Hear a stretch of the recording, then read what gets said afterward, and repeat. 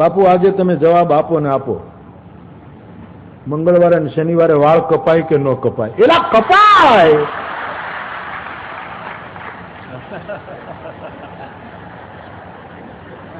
આવી નાની નાની બાબતમાં શું ડરો છો યાર?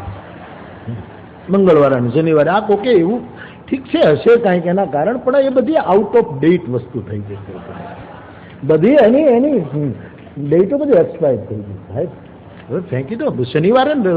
શનિવાર પછી બીજે દિવસે રવિવાર, શનિવારે તો કરાય, મંગળવારે એમાં કોઈ વાંધો નથી. પણ તમને પછી મનમાં બીક હોય તો ન કરાવવું. એમાં પૂછ શું કરો છો? આ તો તમારા મનની વાત છે. બાકી મને પૂછું તો મારો જવાબ આ છે, પણ હું તમારી શ્રદ્ધા ઉપર કાંઈ પ્રહાર નથી કરવામાં. તમને બીક રહે ને પછી શનિવારે તમે વાળ કપાવો ને પછી માથું દુખે, પછી એમ થાય કે શનિવારે વાળ કપાવ્યા નથી, એવું કાંઈ નથી. ઈશ્વર એટલો બધો તમે હળવો માનો છો કે તમે કયા દિવસે દાઢિયું કરો છો એ ધ્યાન રાખે? હા, એ એટલો સામાન છે કે તમારી દાઢીઓમાં હાથ નાખે કે આણે શનિવારે દાઢી કરી? હે, જોઈ લઈશ હવે આણે મંગળવારે દાઢી તોડી નાખું તારો. ઈશ્વર આવો આક્રમક, ઈશ્વર જેવો કૃપાળુ કોઈ નથી સાહેબ. તમે એને શું શૈતાન છે ઈશ્વર? આ ઈસાઈ ધર્મોમાં અને અમુક ધર્મોમાં એક શૈતાનનું પાત્ર ઉભું કરવામાં આવ્યું. ઈશ્વર શૈતાન નથી, ઈશ્વર કૃપાળુ છે, પરમ કૃપાળુ છે, પરમ ઉદાર છે. શનિવારે થાય ને રવિવારે થાય ને એવું કઈ.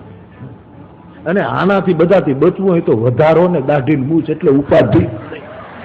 કે દિવસે કપાવવું ને કે દિવસે કાંઈ માથે દાઢી મૂછ વધારો ને બસ. અને ફાયદા કેટલા?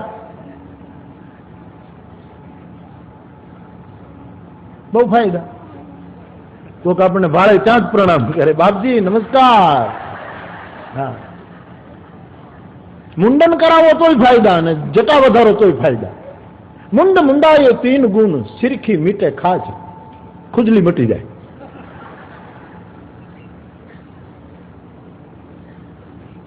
ખાને કો લડ્ડુ મિલે ને લોક કહે મહારાજ.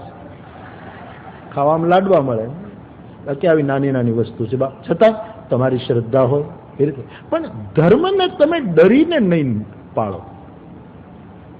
ધર્મ પાળવાથી માનવ અભય થવો જોઈએ.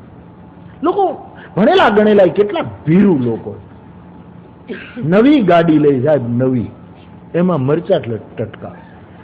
એટલે મરચા મોરારી બાપુના ભજીયા માટે હોવા જોઈએ, એને કઈ મોટરમાં લટકાવવા માટે મરચાઓ.